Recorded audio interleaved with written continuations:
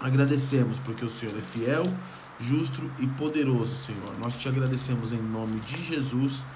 Amém. Amém. Glória ao nome de Jesus. Vamos continuar falando da vida do apóstolo Paulo. Na aula passada nós falamos em Atos capítulo 18. Nós paramos no versículo 23, onde Paulo encerra a sua segunda viagem missionária com louvor, sofrendo bastante, sofreu bastante aí por um período, passou por diversas cidades onde ele foi açoitado, onde ele foi perseguido, mas no finalzinho da sua viagem, Jesus consola Paulo, fala: eu estou contigo, e Paulo finalmente ele sente um refrigério do Senhor na alma dele para prosseguir em viagem, para prosseguir, Então, nós falamos final na aula passada sobre isso. E aí, no versículo Atos, capítulo 18, versículo 24, nós temos o início da viagem de Paulo, da terceira viagem missionária de Paulo, Essa terceira é a terceira, vamos dizer assim, por vontade própria, a terceira e última viagem missionária do apóstolo Paulo. A última viagem que ele faz é uma viagem para Roma, onde ele é preso, e aí ele faz uma viagem para Roma e ele encerra a carreira dele lá em Roma, Mas aqui é a terceira e última viagem missionária dele, onde ele passou por várias cidades ali, e ele confirmando o nome do Senhor, tá? Então, quando a gente vê Atos capítulo 18, versículo 24. A paz, Paula.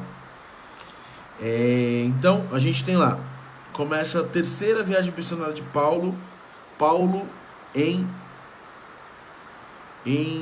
Éfeso. Paulo em Éfeso, tá? E aí, o que vai acontecer?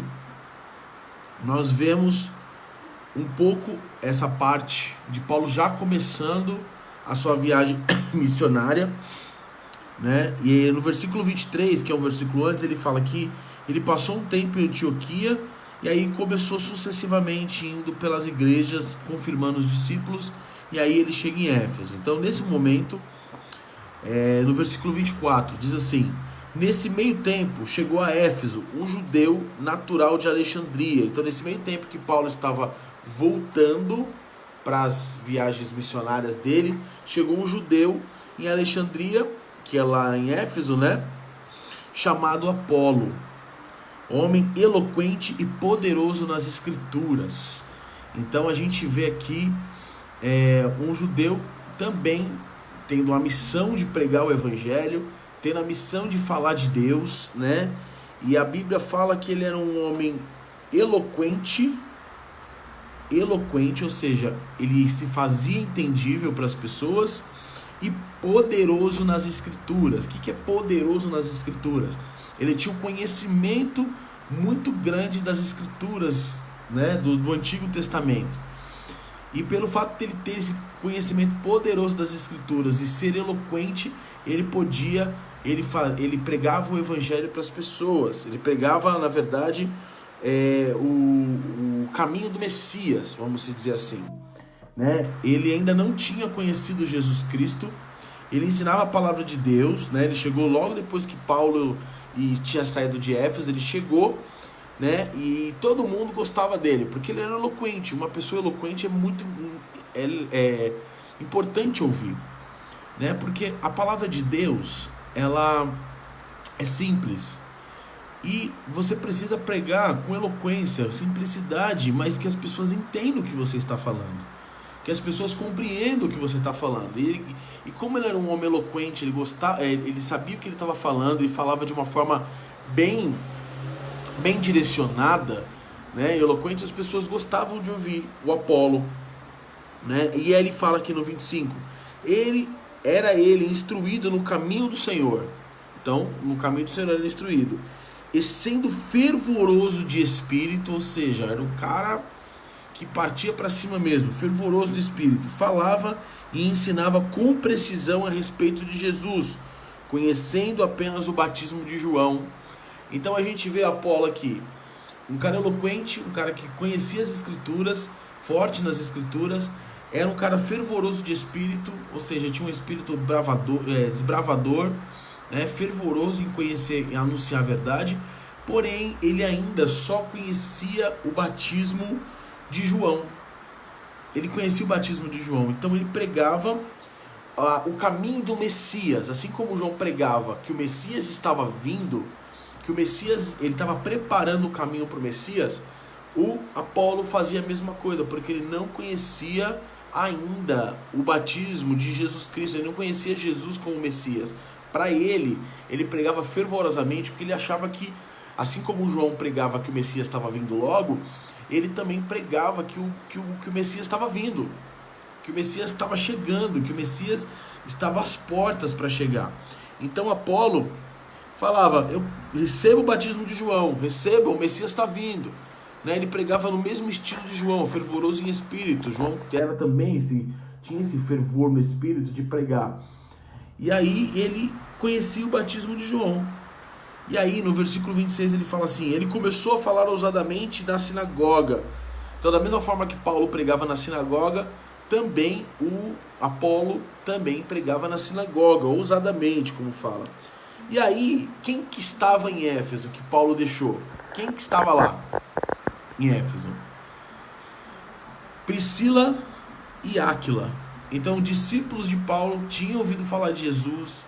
Paulo já tinha ministrado em Éfeso lá, já tinha pregado o evangelho, já tinha falado de Jesus. Priscila e Áquila estavam lá. E aí fala no versículo 26, tornando-o consigo e com mais exatidão lhe expuseram o caminho de Deus. Olha que lindo, né? O Apolo, com toda a boa vontade, estava pregando o caminho do Messias, mas para ele ainda não tinha vindo o Messias ainda, né? O Messias ainda não tinha chegado. E aí, o que acontece? Ele pregava assim como João pregava. E aí, pessoal, quem que estava lá em Éfeso para ajudar o Apolo? Priscila e Áquila. Priscila e Áquila, então, sentaram com ele e falaram, ó, vem cá, você está anunciando o Messias e ele já veio, o Messias já veio. Aí começaram a pregar sobre os caminhos de Deus para ele. Começaram a pregar sobre os caminhos de Deus. E aí anunciaram Jesus Cristo para Apolo. Então Apolo começou a entender que tudo aquilo que ele pregava já estava vindo. Tudo aquilo que ele pregava já tinha acontecido. E aí eu imagino o coração de Apolo, eu imagino o coração dele, sabendo que tudo aquilo que ele pregava já tinha acontecido. Né? Ele já era fervoroso em espírito, ele já ansiava a vinda do Messias. E ele saber que o Messias veio, morreu na cruz por ele, se entregou, Priscila e Áquila começaram a ensinar para ele. Então, começaram a lhe expuseram o caminho de Deus com mais exatidão. Ou seja, tudo isso que você está pregando, Apolo, está certo. Só que já aconteceu, já veio, o Messias já veio, já morreu na cruz, já ressuscitou. E ele vive agora, ele está vivo, o Messias está vivo. E aí Apolo, o que acontece? No 27, querendo ele então percorrer a Acaia, animaram-no os irmãos e escreveram aos discípulos para o receberem. Tendo chegado, auxiliou muito aqueles que mediante a graça haviam crido. Então, ele já era um discípulo, ele já era um cara que já tinha um conhecimento. Ele já era um cara que já tinha toda a sua bagagem, né? Porque ele era fervoroso e poderoso nas escrituras. Então, o que acontece? Começou-se então a pregar o evangelho agora com Jesus Cristo. Começou a pregar o evangelho com Jesus Cristo. O pessoal tá falando que o chiado vai e volta. O pessoal tá ouvindo bem? Deixa eu ver se eu consigo colocar aqui um fone de ouvido. Pera aí. Vamos ver se assim funciona. Melhorou agora? Dá o feedback aí, se tá melhor o som com fone de ouvido, tá? E aí, pessoal, o que acontece? O Apolo, que só tinha o conhecimento o conhecimento inicial do Messias, soube que o Messias tinha chegado. Soube que o Messias tinha vindo para a terra e já tinha feito a sua obra redentora aqui na terra com os irmãos, né? E aí, no versículo 28, diz: porque com grande poder convencia publicamente os judeus, provando por meio das Escrituras que Cristo é Jesus. E olha que interessante aqui. Antes ele não conhecia Jesus e ele pregava a palavra de Deus mesmo assim, usava as Escrituras, ou seja, o Antigo Testamento. E aí, depois que ele descobriu sobre Jesus, as coisas ficaram mais claras na vida dele e ele começou a enxergar Jesus em tudo o que ele pregava do Antigo Testamento. Que a Bíblia fala que ele provava por meio das Escrituras que Cristo era Jesus. Então é uma coisa muito importante, né? O Fábio e o Cleito, numa live deles, falaram que o Cleito falou que não posso negar o Antigo Testamento, porque Jesus está no Antigo Testamento em todos os lugares. E aqui é uma prova. O Apolo usava o Antigo Testamento, as Escrituras, né, para provar que Jesus era o Cristo, que Cristo era Jesus. Então ele usava as próprias Escrituras para convencer as pessoas, dizendo: olha, esse Jesus que Priscila e Áquila falaram para mim, ele já está aqui nas Escrituras, ó. Como ele era poderoso nas Escrituras, conhecia bem, era um judeu que conhecia muito bem as Escrituras, o que ele fazia? Ele falava: olha, aqui está Jesus, ó. Nessa parte o profeta X está falando de Jesus, nessa outra parte Jesus está aqui. Olha, Abraão aqui, tá vendo Abraão? Abraão, quando o cordeiro foi dado no lugar de Isaac. Esse é Jesus. Essa é uma cristofania. O que é a cristofania? São as aparições de Cristo, são as revelações de Cristo no Antigo Testamento. Então Apolo, aqui nesse versículo, está provando que o Antigo Testamento não pode ser descartado. Você não pode querer só ler o Novo Testamento, meu irmão. Você tem que ler o Antigo Testamento, porque Jesus se revela lá. Jesus se revela em todos os livros da Bíblia. O assunto central da Bíblia é Jesus. Então, em todos os capítulos, até no livro de Esther, que não cita nem o nome, não cita nada sobre Deus ali, e Jesus está naquele momento. Né? Quem é que foi... Né? Quem é que é e quem é que vai ser sempre? É Jesus, não adianta. Então Jesus, ele é o assunto central da Bíblia. Ele é o assunto central e ele está em todos os livros da Bíblia, de Gênesis a Apocalipse. Então eu não posso, de maneira nenhuma, ignorar nenhuma letra da palavra de Deus. A palavra de Deus para nós cristãos, ela é absoluta. Ela é absoluta, é a verdade absoluta. Jesus está em todos os lugares da Bíblia. Aonde você lê, a história que você lê, você vai ver Jesus, você vai ver o poder redentor de Deus. Deus o tempo todo no Antigo Testamento tentando trazer o povo à redenção, trazendo o povo para se converter dos seus maus caminhos. Né? E cada palavra, cada texto, cada livro do Antigo Testamento aponta para Jesus Cristo. Assim como a minha vida e a sua vida tem que apontar para Jesus Cristo. Jesus tem que ser o centro da nossa vida. Jesus tem que ser o centro para que toda a nossa vida aponte para Ele. E Apolo conhecia isso. Apolo, depois que ele descobriu, através de Áquila e Priscila, que Jesus já tinha vindo e era o Messias, ele começou a anunciar exatamente nessa verdade. Ele começou a anunciar exatamente a verdade que ele pregava, né? Porque com grande poder, que poder? Do Espírito Santo, meu irmão. Com grande poder, convencia publicamente os judeus. Não era ele que convencia, era o poder que estava nele que convencia as pessoas. Era o poder que habitava nele, que é o Espírito Santo, convencia as pessoas, convencia os judeus, provando que nas Escrituras que Cristo era Jesus era o Cristo. Então, aqui nós temos uma lição muito importante. Então, ele, depois que ele ouviu a mensagem, ele começou a anunciar e complementar sua mensagem, né? Então, quando nós falamos de Jesus, nós temos que usar o Antigo e o Novo Testamento. Inclusive, apóstolos, discípulos falaram do Antigo Testamento, de antigas profecias que se cumpriram. Então é muito importante que eu e você tenhamos esse foco, que Jesus é tudo. A nossa mensagem é Jesus. A nossa mensagem é a obra redentora de Jesus. A nossa mensagem tem que ser Jesus o tempo inteiro. A cruz de Cristo, a salvação de Jesus, o plano redentor da salvação de Jesus Cristo. Tem que ser o tempo inteiro isso. E aí Apolo conseguia convencer as pessoas aí. E aí,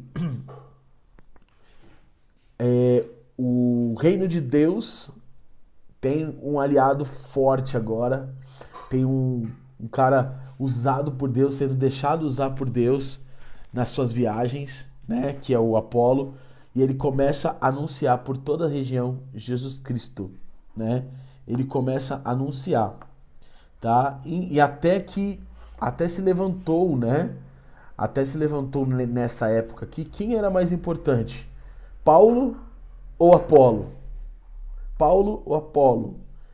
E a questão não era quem era mais importante. A questão é que quem estava anunciando a verdade, quem era a verdade. Não importa quem é X, quem é Y, o que importa é que era a verdade. Tanto é que o apóstolo Paulo fala: Apolo plantou, eu reguei, mas quem deu o crescimento foi Jesus Cristo. Quem deu o crescimento foi Jesus.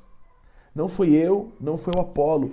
Foi o poder que habita em nós, o Espírito Santo, que deu o crescimento, né? Então, meus caros amigos, meus irmãos, não importa. Eu e você não temos, vamos dizer assim, relevância. O que tem relevância é o que habita em nós. O que é importante é o que habita em nós. Quem convence o homem do pecado é o que habita em nós. Não é Paulo, não é Apolo. Sim, nós fazemos parte da obra redentora de Jesus Cristo. Nós fazemos parte, sim, ele usa nossas vidas. Mas quem dá o crescimento e quem merece toda a honra e toda a glória é Jesus. Não é Paulo e nem Apolo. Eles são servos, como eu e você. Não é Paulo, não é Diego, não é Fábio, não. Nós somos usados por Deus para fazer a obra dele. Mas quem recebe toda a glória, é Jesus. E é isso que Apolo está dizendo. É isso que Apolo está fazendo. Mesmo que tenha criado essa confusão de quem era mais importante, Paulo ou Apolo, não existe isso, gente. Não existe. O mais importante no meio de nós é Jesus Cristo. E se ele for anunciado e pregado, que eu diminua e ele cresça. Que eu diminua e ele cresça. Que nós diminuamos e ele cresça. Que ele permaneça e eu me constranja. Que nós devemos ser constrangidos para que ele possa crescer cada dia mais nas nossas vidas. Amém? Então aqui, Apolo saiu pregando o evangelho, né? Paulo cita sobre Apolo em uma de suas cartas, mas a gente não vê mais algumas coisas sobre Apolo aqui. Só sabemos que ele foi grandemente usado por Deus, né? Foi grandemente usado pelo Senhor para poder falar aos nossos corações, né? E aos corações daquele povo, daquele lugar. E aí no capítulo 19, Paulo já iniciou a sua terceira viagem missionária, né? E aconteceu que estando Apolo em Coríntio, então Apolo estava lá em Coríntio, Paulo, tendo passado pelas regiões altas, chegou a Éfeso. Então, quais são as regiões altas que Paulo passou? Paulo saiu de Antioquia, ele foi para Tarso, depois de Tarso ele foi para Derbe, Listra, Icônio, Antioquia da Pisídia, que são lugares que ele já tinha pregado o evangelho e estabelecido igrejas ali. Então, na terceira viagem missionária foi realmente para ver como que estavam essas igrejas, como estavam esse pessoal. Então ele passou, enquanto Apolo estava em Coríntio lá, pregando, Paulo passou por essas cidades, né? E aí chegou a Éfeso. E achando ali alguns discípulos, perguntou, né? E achando ali alguns discípulos, perguntou-lhes: recebestes, porventura, o Espírito Santo quando credes? Porque a promessa do Espírito Santo é dada para aquele que crê, né? A palavra de Deus fala que o Espírito Santo é para nós, não para o mundo. O Espírito Santo é para nós, para os que creem. E aí Paulo chegou em Éfeso, né? E lá em Éfeso ele encontrou lá Priscila e Áquila, tudo bonitinho, né? Porque eles estavam lá, inclusive ensinaram o Apolo, como a gente tinha dito, e eles começaram a falar. E Paulo começou a perguntar para algumas pessoas: ué, vocês receberam o Espírito Santo quando vocês creram? Vocês receberam o Espírito Santo quando vocês creram? E as pessoas responderam assim, ó, no versículo 2: aos que lhe responderam: pelo contrário, nem mesmo ouvimos falar que existe o Espírito Santo. Então as pessoas estavam crendo, mas não estavam sendo ensinadas a receberem o Espírito Santo. O batismo com o Espírito Santo. O que é o batismo com o Espírito Santo? O batismo do Espírito Santo não serve para a gente falar em línguas. O batismo do Espírito Santo não serve para a gente rodar no Espírito. O batismo do Espírito Santo, ele é poder para pregar o Evangelho. Por que Deus derramou o Espírito Santo sobre a sua igreja? Primeiro, como consolador, né? Jesus disse: eu vou, mas virá o Consolador. Mas também ele disse lá em Atos dizendo, em Atos capítulo 1, ficai em Jerusalém até que do alto vocês sejam revestidos de poder. E aí aconteceu em Atos 2, o que nós vemos, o batismo no Espírito Santo, e eles foram revestidos de poder. Mas Jesus disse para ele: fiquem em Jerusalém ainda. Não saiam pregando o evangelho, não saiam falando enquanto vocês não receberem o poder. Enquanto vocês não forem revestidos, ou seja, revestidos de poder. Porque eles precisavam pregar o evangelho, mas eles precisavam pregar o evangelho revestidos de poder. E aqui nós temos uma chave muito importante. Não adianta você sair pregando o evangelho se você não foi revestido de poder. Que é o dínamos, né? O poder explosivo de Deus. Isso mesmo, pastor. Não adianta você sair para pregar o evangelho se você não é revestido do Espírito Santo. Se você não é revestido desse poder. Porque quem vai fazer a obra através de você é o Espírito Santo. É o poder que habita em você. Então não adianta eu sair querendo pregar o evangelho se eu não sou revestido desse poder. E aí o apóstolo Paulo chegou em Éfeso e perguntou: vocês receberam o Espírito Santo quando vocês creram? Eles falaram: a gente nem sabe o que é o Espírito Santo. Eles não tinham nem ideia do que era o Espírito Santo. Então uma pessoa que não conhece o Espírito Santo, ela fica limitada. O poder de Deus age através das nossas vidas, através do Espírito Santo. Se você não é revestido do Espírito Santo, você não tem poder de Deus para pregar o Evangelho. Uma pessoa que é revestida do Espírito Santo, um Jesus te ama, tem mais impacto que uma pregação de uma pessoa que não tem o Espírito Santo, não é revestida dele. Por quê? Porque quem faz a obra não é as minhas palavras, não é a minha boca, não é o que sai de mim, não é a minha palavra. É o Espírito Santo que habita em mim, que nas minhas palavras enche de poder e a obra de Deus é feita.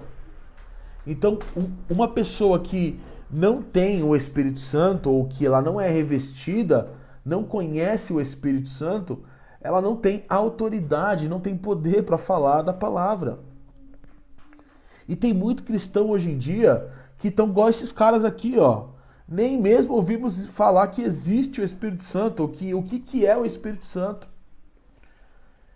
E quando Jesus foi ao céu, ele deixou o Espírito Santo para mim e para você. E qual que é o que deveria ser o desejo de cada cristão? Conhecer o Espírito Santo. Ele é uma pessoa. O Espírito Santo tem sentimentos. O Espírito Santo é uma pessoa. Ele é alguém que quer ter relacionamento comigo e com você, e nós muitas vezes nem damos bola para conhecer sobre o Espírito Santo. E a gente quer poder para pregar o Evangelho, a gente quer anunciar o Evangelho nas nações. Como que você vai fazer isso se você não conhece o Espírito Santo?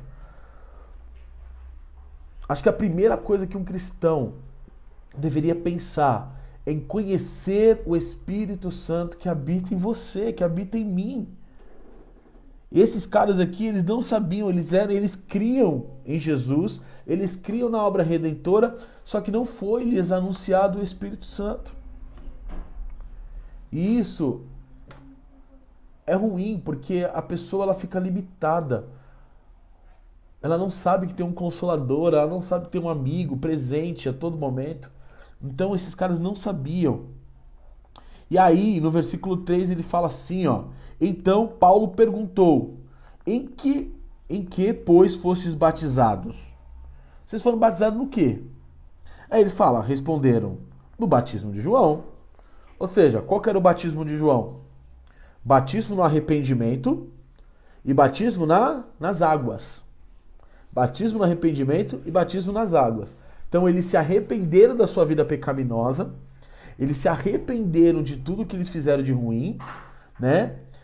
E foram batizados no arrependimento, que é o primeiro dos batismos, né? Quando a gente estuda a pedra fundamental do Evangelho, nós sabemos que o primeiro batismo que existe é o batismo no arrependimento. Não adianta nada você se batizar nas águas se você não se arrependeu da sua vida pecaminosa. Vai ser apenas um banho, né? Um banho gelado. E aí, nós temos esses caras foram batizados no batismo de João, ou seja, eles se arrependeram dos seus pecados, foram batizados nas águas publicamente, que significa, olha, estou falando publicamente que eu sou agora de Jesus, que eu sou agora um cristão, que eu sou agora de Deus, né? Publicamente. Por isso que eles têm o batismo nas águas, publicamente. Que era para confirmar o que eles já tinham feito no seu coração, que era o batismo no arrependimento. E eles, não, a gente conhece o batismo de João, que foi o que foi anunciado para nós. Foi anunciado isso para nós. Provavelmente quem mostrou isso aqui para eles foi o Apolo. Foi o Apolo. O Apolo não conhecia. Ele conhecia só até o batismo de João. Então, ó, aí no versículo 4, disse-lhes Paulo: João realizou o batismo de arrependimento. Olha lá, ó o apóstolo Paulo falando. João realizou o batismo de arrependimento, dizendo ao povo que cresce naquele que vinha depois dele, a saber, Jesus Cristo. Ou seja, João batizava as pessoas: olha, o Messias está vindo, arrependam-se dos seus pecados e sejam batizados. Batizados aonde? No arrependimento, e venham aqui nas águas confirmar isso através das águas, né? E aí, e o apóstolo Paulo falou assim: olha, João pregou sobre isso, sobre arrependimento. Então tá certo, vocês estão no primeiro batismo, vocês estão nesse batismo de arrependimento, que na verdade, como a gente falou, é o primeiro batismo que a pessoa tem. É o primeiro batismo que a pessoa tem que ser batizada. É no batismo do arrependimento. E aí, eles tendo ouvido isso, foram batizados em o nome do Senhor Jesus. Foram batizados em o nome do Senhor Jesus. E Paulo, impondo-lhe as mãos, veio sobre eles o Espírito Santo. E tendo falado em línguas, falavam em línguas como profetizavam. E tanto falavam em línguas como profetizaram.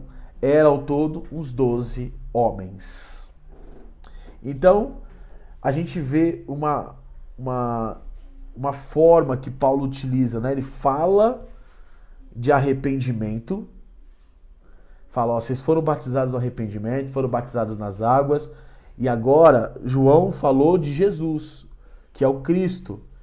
E agora que vocês foram batizados em o nome do Senhor Jesus, ou seja, Paulo batizou eles em nome do Senhor Jesus, no nome de Jesus, ele impôs as mãos sobre eles para receberem o Espírito Santo, o batismo com o Espírito Santo.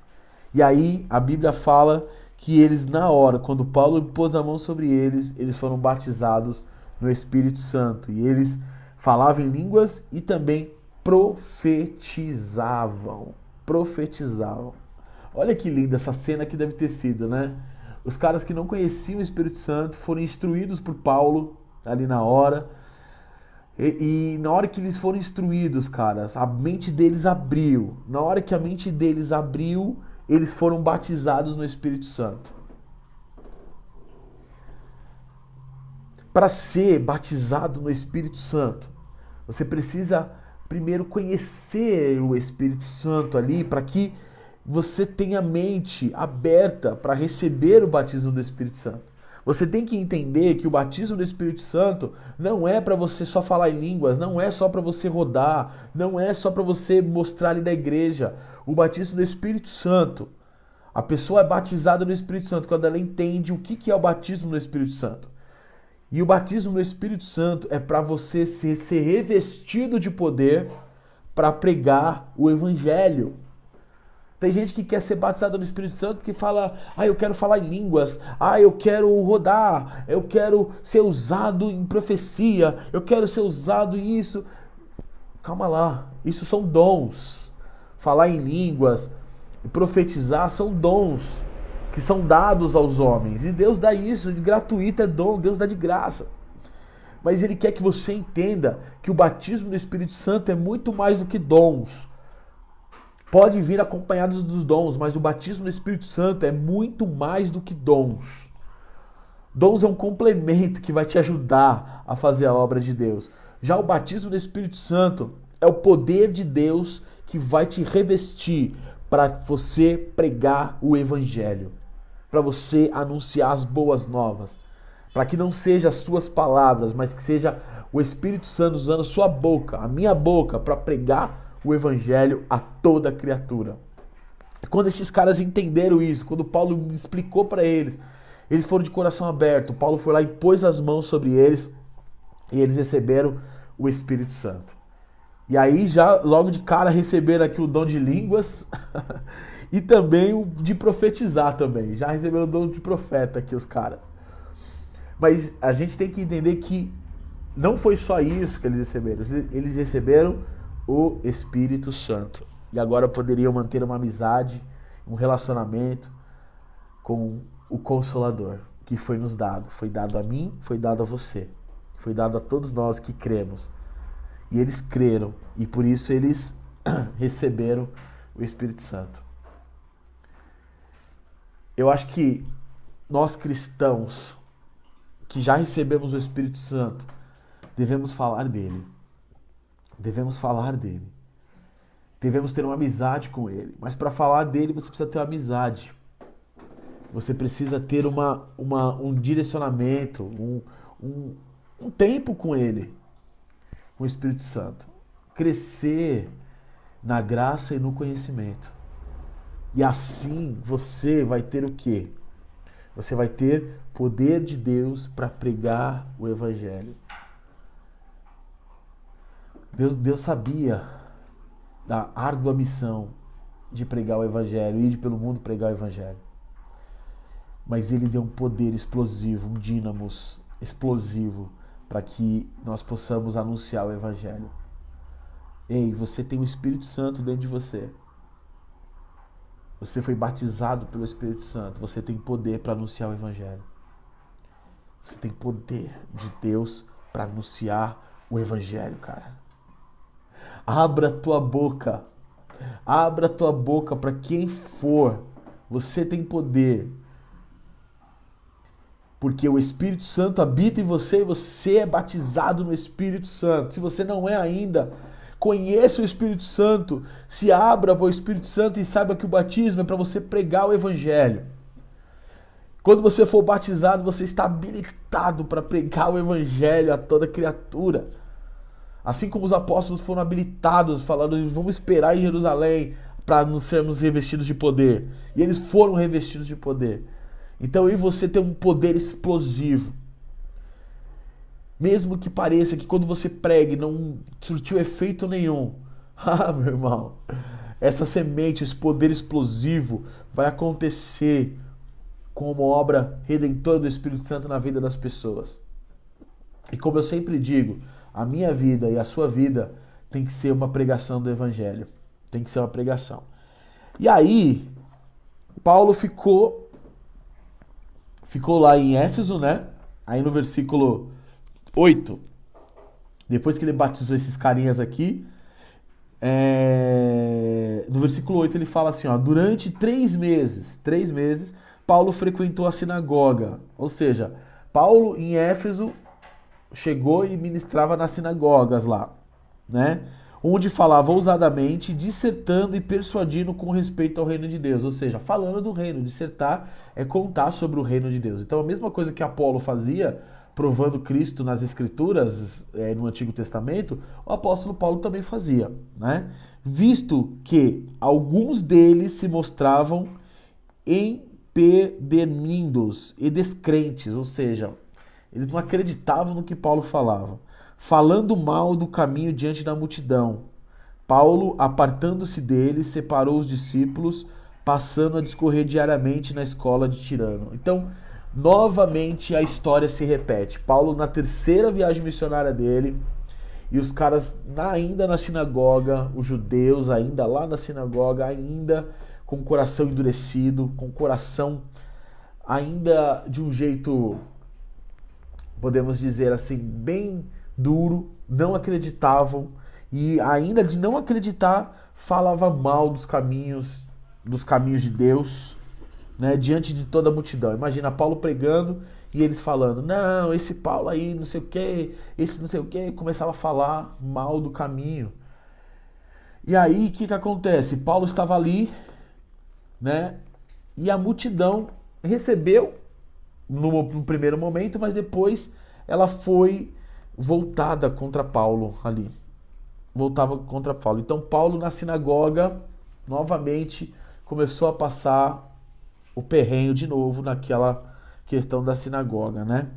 E aí ele fala aqui, ó, Paulo então apartando-se deles, no versículo 9, apartou-se deles, falou assim, tá bom, eu não vou pregar mais para vocês de novo. Separou os discípulos, ou seja, aqueles que acreditaram, e passando a discorrer diariamente na escola de Tirano. Tirano era um cara que tinha uma escola ali. Era um cara que tinha uma escola. E aí esse Tirano deve ter chegado para Paulo e falou, Paulão, de novo, esses caras na sinagoga não aceitam, e o que você está ensinando é uma verdade tão poderosa, é uma verdade tão que todo mundo precisa saber. Ó, eu tenho uma escola lá, tal lugar, eu quero que você ensine nessa minha escola, e você pode usar quando você quiser. E assim, Paulo ensinava na escola desse Tirano, desse cara chamado Tirano lá em Éfeso. Ou seja, ele deixou de pregar na sinagoga para ensinar na escola de Tirano. É aquilo que a gente falou, né, na aula passada. Não importa qual lugar que você esteja. Não importa. Seja no templo, seja na sua casa, seja no seu trabalho, na faculdade. Qualquer lugar é lugar para anunciar o Evangelho. Guarde isso. Qualquer lugar é lugar para anunciar o Evangelho. Às vezes você não vai conseguir usar palavras, mas a sua vida vai ser o anúncio do Evangelho para aquele lugar. Então Paulo ele não ficou triste porque ele não conseguia pregar na sinagoga. Ele não ficou triste porque tiraram ele do púlpito, porque ele sabia que todo lugar era um púlpito. Todo lugar era um púlpito, pronto para ser anunciado a mensagem de Jesus. Quando eu e você entende isso, meu irmão, a gente não briga mais por posições na igreja. A gente não briga mais por situações. Ah, o cara pregou. Ah, ele louva no púlpito porque só ele sobe lá no púlpito. Não, a gente não briga mais por isso. Porque a gente entende que todo lugar é um púlpito. Todo lugar onde você está é um púlpito. A internet você pode usar como púlpito para pregar, para anunciar, para cantar, para louvar. Não é o lugar. É quem usa você que importa. Não é o lugar não faz diferença. O lugar não faz diferença. Nós sabemos que, então, dessa forma nós podemos entender que todo lugar é um púlpito e a gente está desperdiçando altares, desperdiçando o púlpito, gente. Sabe lá na tua empresa que você trabalha, você está desperdiçando um púlpito lá. Porque você acha que anunciar o evangelho é só no púlpito na igreja, nas quatro paredes. Sabe na faculdade onde você estuda, você está desperdiçando o púlpito lá. Porque você não anuncia. Sabe no seu trabalho, quando você não fala, você está desperdiçando o púlpito lá também. Sabe as reuniões em família? Às vezes nós estamos desperdiçando um púlpito ali nas reuniões em família, porque nós agimos contrário do que nós pregamos ali, e as pessoas falam, ixi, esse é o crente? Falando palavrão, falando piada suja. E a gente está desperdiçando púlpitos, porque a gente só foca no púlpito da igreja.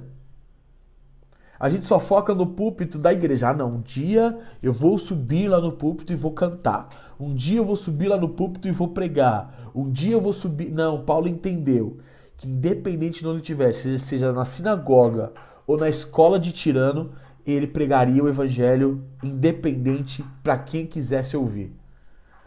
E ele entendeu essa verdade. Pega essa chave, meu. Pega essa chave no seu coração. Para que você e eu possamos nunca mais desperdiçar um púlpito.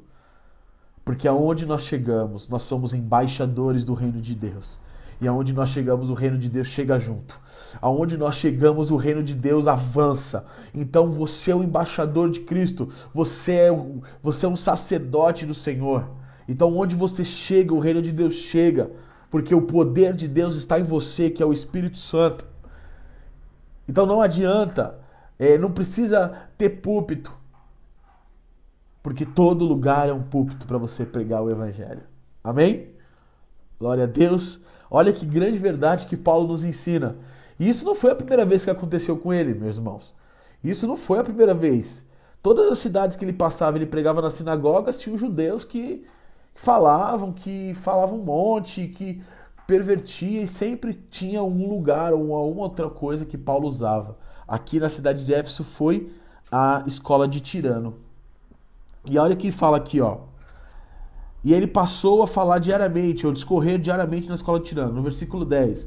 Durou isso por um espaço de 2 anos. 2 anos ele ficou em Éfeso, pregando o evangelho, dando ensejo a que todos os habitantes da Ásia ouvissem a palavra do Senhor, tanto judeus como gregos. Então ele não podia pegar na sinagoga, mas na escola de Tirano, tanto judeus como gregos iriam lá para ouvir a palavra de Deus, né? E aí fala aqui, ó, no versículo 11, e Deus, pelas mãos de Paulo, fazia milagres extraordinários. Era Paulo que fazia milagres extraordinários? É só você ler. E Deus, pelas mãos de Paulo, ou seja, Deus usando Paulo, fazia os milagres extraordinários. Eu imagino que a Bíblia não cita quais são esses tantos milagres, mas ela cita alguns aqui, né, no versículo 12, fala, ó, a ponto de levar os enfermos, lenços e aventais do uso pessoal de Paulo, diante das quais as enfermidades fugiam de suas vítimas, e os espíritos malignos se retiravam. Então era Deus usando Paulo para fazer milagres extraordinários. O que é uma coisa extraordinária, cara? Algo nunca jamais visto. E Deus usava Paulo, e Paulo não se gloriava, porque era Deus que usava. E você pode perceber que Lucas, quando escreveu Atos, ele disse isso. Porque Lucas entendeu que não era Paulo que fazia, era Deus que fazia, pelas mãos de Paulo. E quando Lucas escreveu Atos para Teófilo, que é um amigo dele, né? Lucas escreveu Atos para ele, escreveu o primeiro livro de Lucas, né? Para Teófilo, para entender quem era Jesus, e Atos para entender como é que foi a igreja, né? E quando ele escreveu, ele se preocupou em colocar para que Teófilo entendesse. E que nós hoje, graças a Deus, recebemos isso, né? Essa carta de Lucas, recebêssemos e entendêssemos que quem faz milagre é Deus. Não é o profeta X, profeta Y, pastor tal. Não, quem faz milagre é Deus. E ele usa o seu servo, ele usa as mãos do seu servo para fazer milagres. Oh, glória a Deus. Oh, glória, não é você, meu irmão.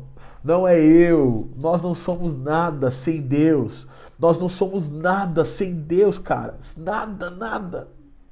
É Deus que usa pela misericórdia. Quando Deus te chama, é um privilégio. Não é porque você é mais santo. Não, é um privilégio porque Deus, Ele não precisa de você, mas Ele escolheu usar você e a mim para fazer os milagres acontecerem.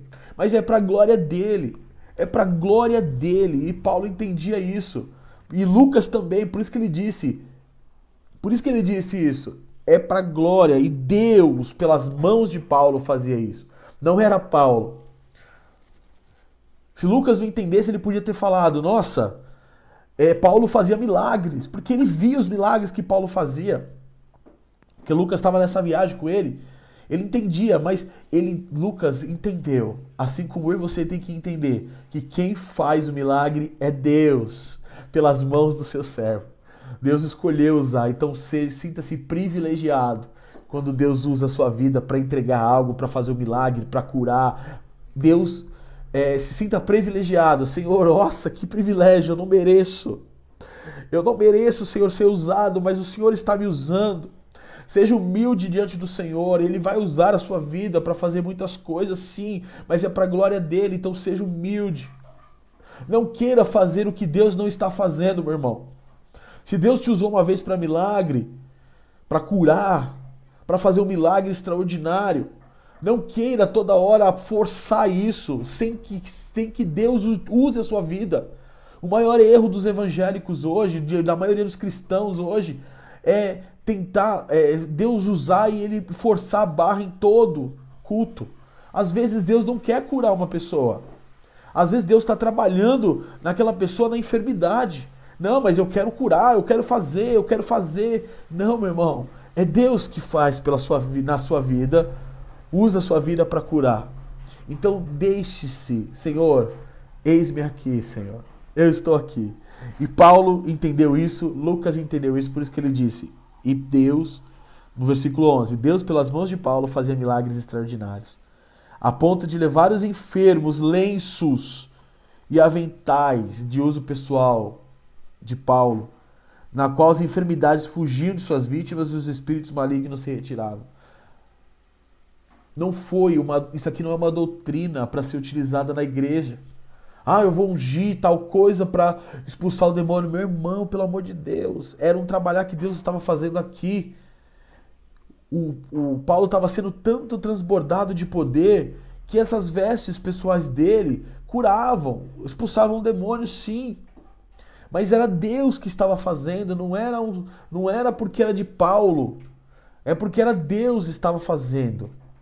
E hoje a igreja tem usado vários artifícios para isso. Hoje a igreja tem usado vários artifícios. Rosa ungida, vassoura ungida. Meu irmão, você é ungido. Você, nós somos ungidos por Deus e somos ferramentas de Deus. Então não precisa de rosa, não precisa de vassoura, não precisa de lenço. Precisa das nossas vidas disponíveis para Deus fazer a obra. Oh, glória ao teu nome, Jesus.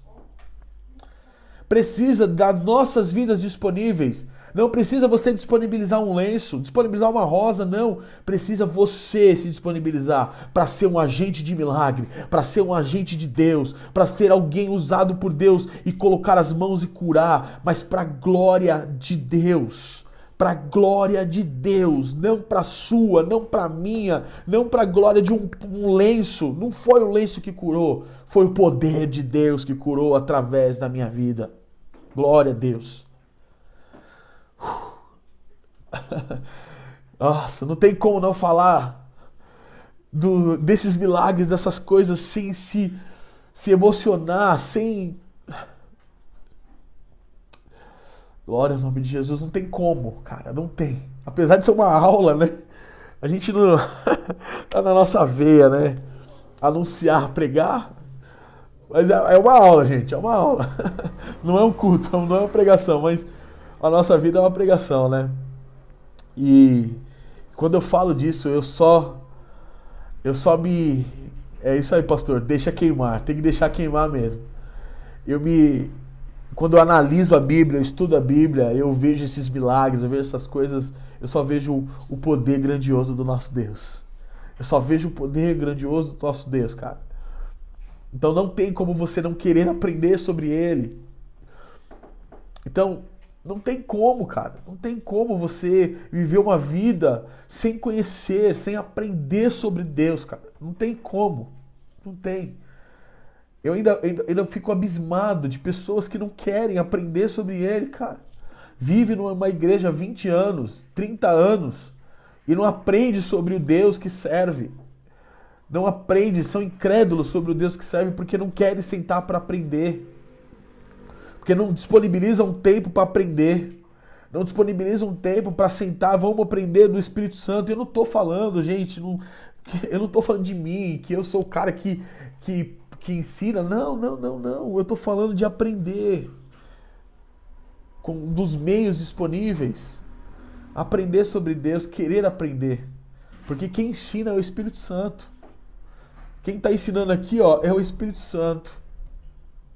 Eu só estou sendo uma ferramenta usada por Ele.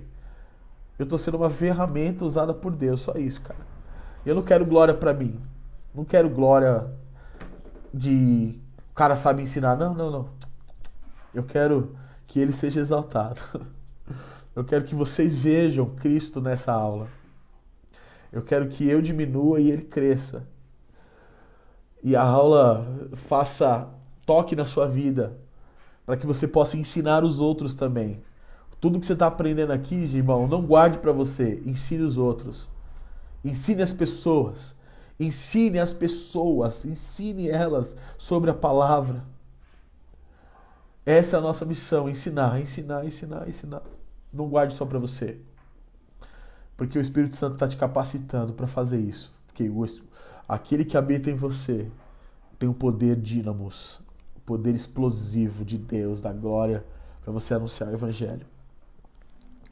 Então, aí, continuando, no versículo 13, e alguns judeus, o que acontece? O Paulo começava a ser usado, e aí alguns judeus começaram a ficar com inveja dele, ó. E alguns judeus exorcistas ambulantes. O que é um exorcista ambulante? É aquele cara que tem que expulsar demônios. E ambulante é um cara que não tem lugar fixo. É um cara que sai de igreja em igreja, de lugar em lugar, ambulante. Não tem raiz. Não tem raiz. Como que você pode dizer para mim que é muito usado por Deus se você não tem raiz? Esses caras eram ambulantes, tem muito crente ambulante hoje, estão pulando de igreja em igreja, procurando algo, falando que eu sou o cara que expulsa demônios, eu sou o cara que tem 9 dons, eu sou o cara... Não, meu irmão, ambulante, não tem uma raiz, não presta contas pra ninguém. Você tem que ter uma liderança, você tem que ter alguém que você preste contas. Não tem cobertura, isso mesmo, pastor, não tem cobertura espiritual e sai falando um monte de asneira, um monte de besteira aí e arrastando multidões que não conhecem a palavra, porque se conhecesse a palavra saberia ter discernimento de identificar, né? Paul Washer disse que os falsos profetas são castigos de Deus para o homem, porque esses homens não conhecem a palavra, não estudam a palavra, então são enganados por essas profecias. E esses caras aqui, ó, judeus ambulantes, tentaram tentaram invocar o nome do Senhor. Eles achavam que o nome de Jesus era invocado como eram invocados os falsos deuses. Ah, eu vou invocar o nome de Jesus, vou fazer algo aqui sobre possessos de espíritos malignos, dizendo, enconjuro-vos por Jesus, a quem Paulo prega, ou seja, demônios, a quem Paulo prega, em nome de Jesus de que Paulo prega. Ou seja, não tinham intimidade, não tinham autoridade, não tinham poder do Espírito Santo para expulsar demônios. Então eles viam Paulo fazendo, eles achavam que era só fazer igual, mas não sabiam da intimidade que Paulo tinha, não sabiam do que Paulo tinha sofrido, das perseguições, não sabiam disso. Mas achavam, olhavam para o ministério de Paulo e falavam, nossa, até o lenço dele cura, até a roupa dele cura. Então a gente tem que fazer a mesma coisa, vamos imitar. Tem gente que não sabe o que grandes homens de Deus passaram e só querem a glória, só querem o status, o poder que ele conquistou. Ah, meu irmão. Há um preço a se pagar. Paulo renunciou tudo para ter tudo de Deus. Paulo renunciou o seu tudo para ter tudo de Deus. E esses caras aqui ambulantes invocavam o nome de Jesus, chegavam nos demônios para fazer isso, para expulsar, e eles falavam, em nome de Jesus, a quem Paulo prega. E aí quem fazia isso, pior gente, olha quem fazia isso, eram 7 filhos de um judeu chamado Seva, sumo sacerdote. Os caras eram filhos de um sumo sacerdote, a autoridade máxima daquele lugar. Ele era um sumo sacerdote, os filhos dele eram um sumo sacerdote. A gente pode entender aqui, cara, que esses judeus, por serem filhos de um sumo sacerdote, provavelmente não foram instruídos, ou se foram instruídos pelo pai, não deram ouvidos a ele. Então essa história de filho de peixe, peixinho não existe isso. Cada um precisa ter o seu encontro pessoal com Jesus. E é por isso que eu ensino meu filho o caminho que deve andar, porque um dia ele vai decidir por vontade própria o caminho de Jesus. E aqui esses caras, filhos desse sumo sacerdote, tentaram expulsar o demônio pela palavra deles. Posso te dizer uma coisa? A força máxima do universo é Deus. Deus é todo-poderoso. Jesus, Deus e o Espírito Santo. Sabe quem é a segunda força mais potente do universo? Deixa eu te falar, meu irmão. Não é você, tá? Não sou eu. A segunda força mais poderosa do universo é Satanás. Tanto é que quando o anjo Gabriel foi contra Satanás, ele falou assim, eu vou a ti em nome de Deus. E aí tem uns certos cristãos ou crentes ambulantes que querem enfrentar Satanás sem o poder de Deus. Olha o que acontece com esses caras. E aí no versículo 15, mas o espírito maligno lhe respondeu, eu conheço a Jesus. Opa, e conheço, ele pisou na nossa cabeça aqui, hein? E sei quem é Paulo, porque esse aí é o que a gente quer destruir, porque ele tá fazendo um rebuliço nesse mundo aí, junto com o nome de Jesus aí. Eu sei quem é. Mas vocês, quem são? Vocês, quem são?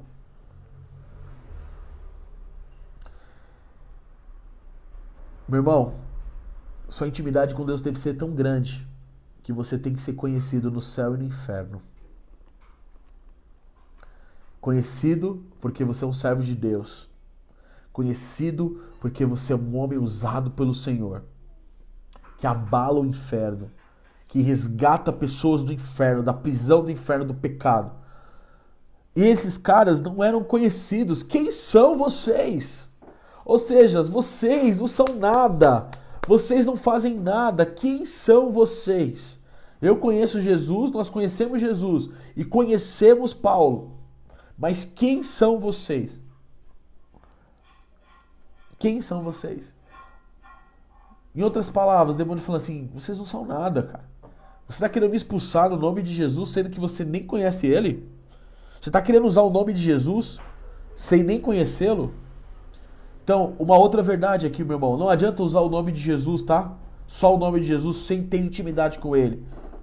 Para expulsar demônios, para repreender. Eu te repreendo em nome de Jesus, mas não tem uma intimidade com Deus. Não tem uma intimidade com o Senhor. Acha que o nome de Jesus é apenas um amuleto mágico. Em nome de Jesus, em nome de Jesus, em nome de Jesus. E cara, e você não tem intimidade com ele, não vai funcionar, você não vai ser conhecido. Os demônios vão dizer a mesma coisa que disseram para os filhos de Seva. Eu conheço Jesus, eu conheço Paulo, e quem é você? E quem é você? E aí, ele diz, no versículo 16, e o possesso do espírito maligno saltou sobre eles. Eles eram 7 filhos, 7 homens.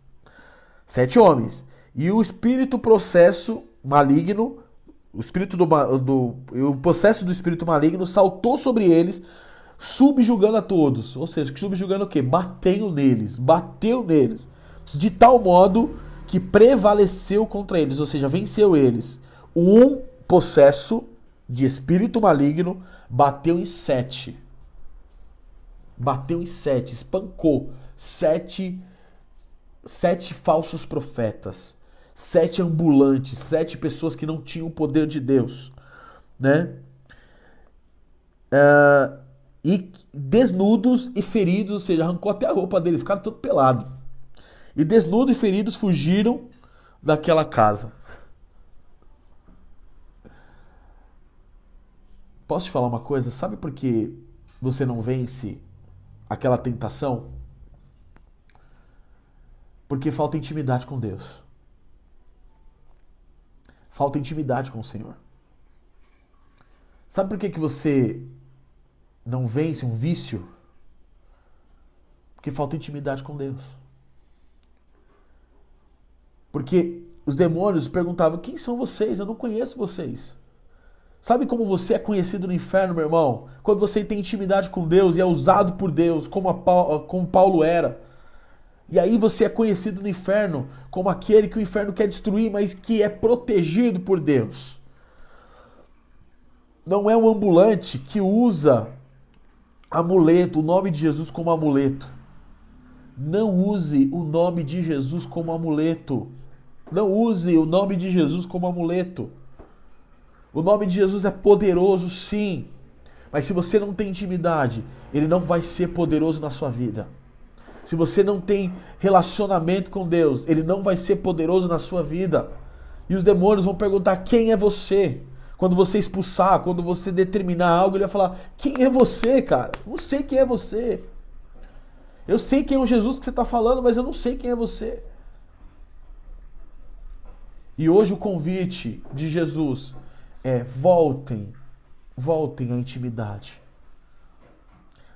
Para que eu possa revesti-los de poder e vocês serem conhecidos no céu e no inferno, para a glória de Deus. Não é para sair usando esse poder para sua glória não, tá? Mas para a glória de Deus. E aí os espíritos destruíram os caras, velho. Por isso que eu falei que Satanás ele é a segunda força mais forte do universo. Porque um espírito possesso daquele cara destruiu 7. Você só vai vencer Satanás dos demônios com o poder de Deus. Com o poder de Deus. Intimidade com Deus, oração, jejum, leitura da palavra, estudo da palavra, determinar a palavra, porque a palavra é determinada, ou seja, orar pregando, orar falando a palavra. Mas tem que ter intimidade, meu irmão. O apóstolo Paulo tinha intimidade. Esses caras não tinham. E o que aconteceu? Foram todos destruídos, né? E aí chegou, aí no 17, chegou esse fato ao conhecimento de todos, ou seja, todo mundo ficou sabendo, ainda foram humilhados,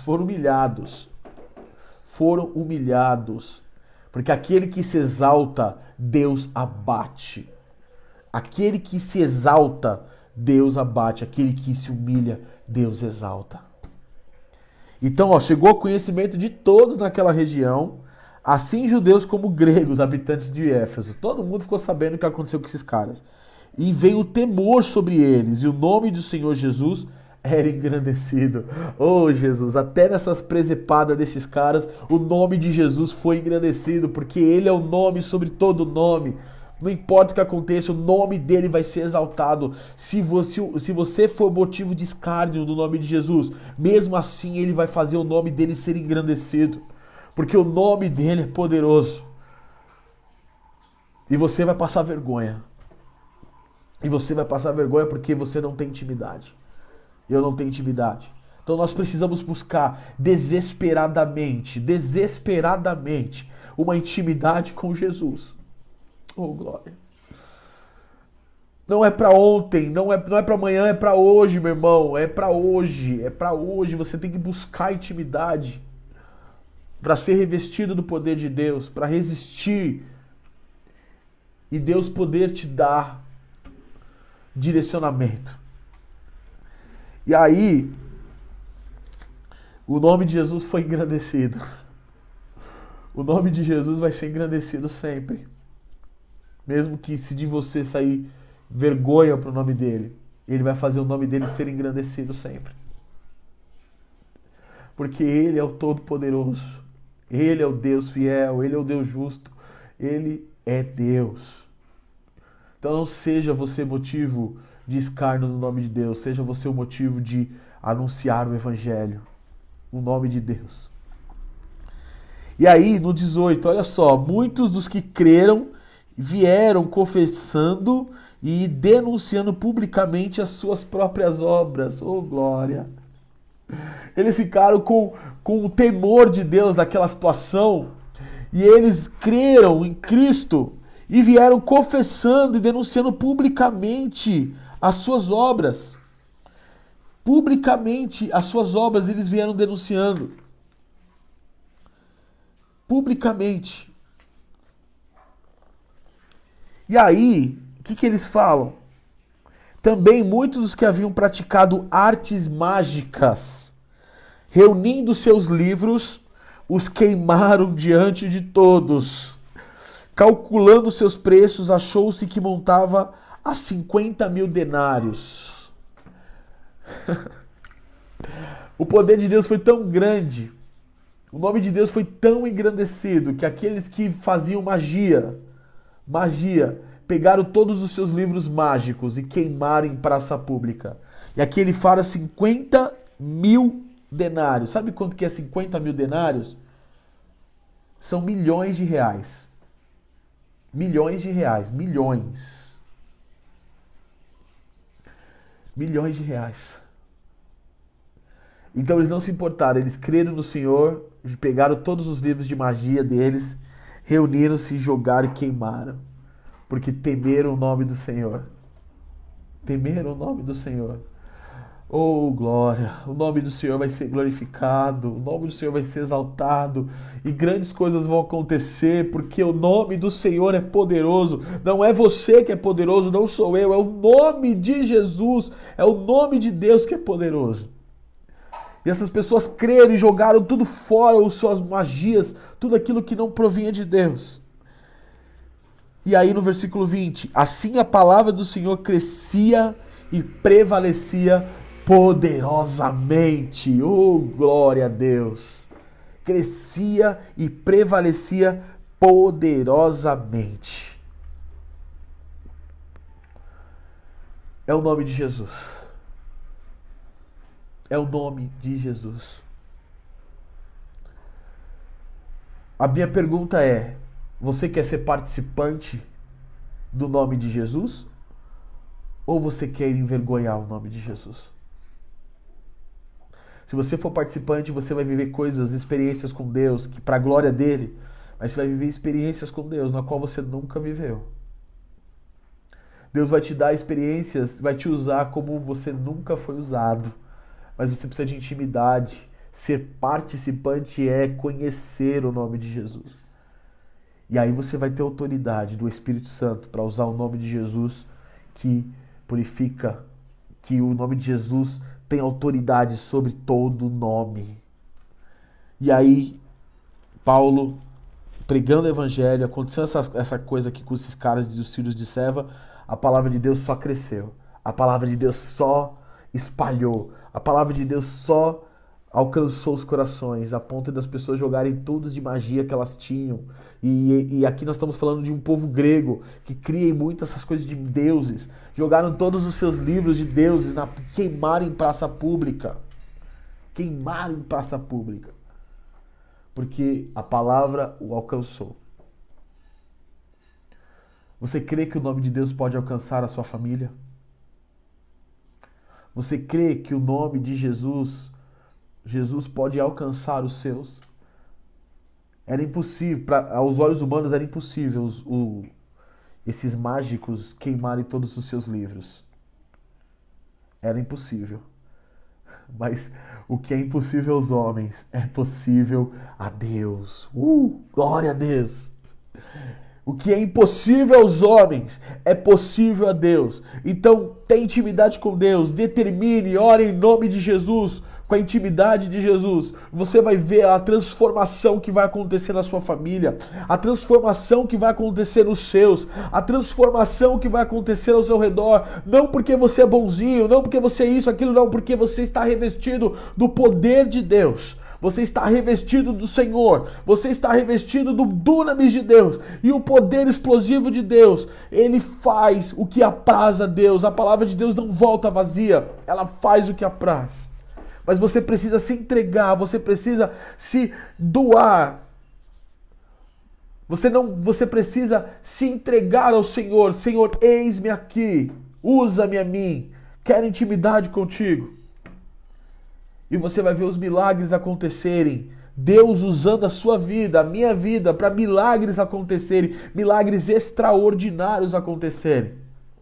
Mas tudo para a glória dele. Tudo para a glória de Deus. Se Deus te usar um milagre, glória a Deus. Glórias ao nome de Jesus. E pode me usar mais, Senhor. Como tu bem queres. Eis-me aqui. Eis-me aqui. Amém? Bom, a gente não vai terminar o capítulo 19, porque ainda tem muita coisa, né? Mas acredito que essa parte da vida do apóstolo Paulo é tremenda. É tremenda.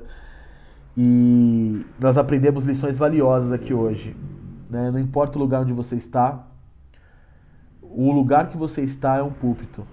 Então não desperdice o púlpito. E aprendemos que a intimidade com Deus é que traz poder. Através do Espírito Santo. A intimidade com Deus não é só professar o nome de Jesus. É intimidade. A intimidade traz autoridade. Porque na intimidade você vai conhecer quem é o nome de Jesus.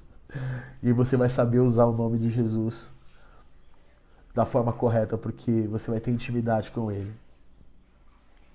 Bora terminar o 19? A gente termina na próxima aula, Duzão. Né? Já é quase 10 horas, não dá pra terminar, velho. Tem muita revelação ainda aqui no capítulo 19, muita coisa acontecendo. A gente tá quase terminando, hein? Estamos no capítulo 19, né? Atos, né? Tá terminando Atos, vai até o capítulo 28. Então nós estamos quase terminando a vida do apóstolo Paulo aí. Mas que você compartilhe esse vídeo, compartilhe o conhecimento que você teve hoje, né? Não guarde só para você, compartilhe com as pessoas, compartilhe com a sua família, né? Comente com os seus amigos, né? Releia o capítulo 19 que a gente leu, para Deus ir revelando novas coisas para vocês, porque a palavra de Deus é uma fonte inesgotável, tá? A palavra de Deus, ela não se renova todas as manhãs, tá bom? Que o que se renova é as misericórdias de Deus. Tem muita gente falando, a palavra de Deus se renova. Não, gente. Não. Você não vai achar esse versículo na Bíblia. Se você me achar, você me fala. Tá? O que se renova todas as manhãs é a misericórdia. A palavra de Deus, ela não se renova. Ela é uma fonte inesgotável. Uhul! É uma fonte inesgotável. Onde você, sempre quando você for nessa fonte, vai ter algo para sua vida. Então releia o capítulo 19, até essa parte que a gente leu, que Deus vai te revelar mais coisas profundas sobre a palavra. Vamos orar? Senhor Deus e Pai, muito obrigado, Jesus. Muito obrigado pelas revelações de hoje, muito obrigado pela aula de hoje, Senhor. Eu sei que é o Senhor que está falando, eu sei que é o Senhor, eu sou apenas um instrumento, então continua usando a minha vida para a glória do Teu nome, Pai. Eu não quero glória para mim, eu só quero que o Seu nome seja anunciado. Eu só quero, Pai, que o Seu nome seja pregado, eu só quero, Pai, ensinar sobre Ti, Pai, porque eu aprendi, eu quero ensinar sobre Ti. Não para minha glória, mas para que o Senhor seja conhecido nos meus irmãos e para todos, Pai. Eu te agradeço em nome de Jesus, para tua glória e teu louvor. Em nome de Jesus. Amém. Amém. Pessoal, agradeço a todos que participaram dessa aula. Até a próxima segunda, onde nós continuaremos o capítulo 19 e terminaremos o capítulo 19 de Atos.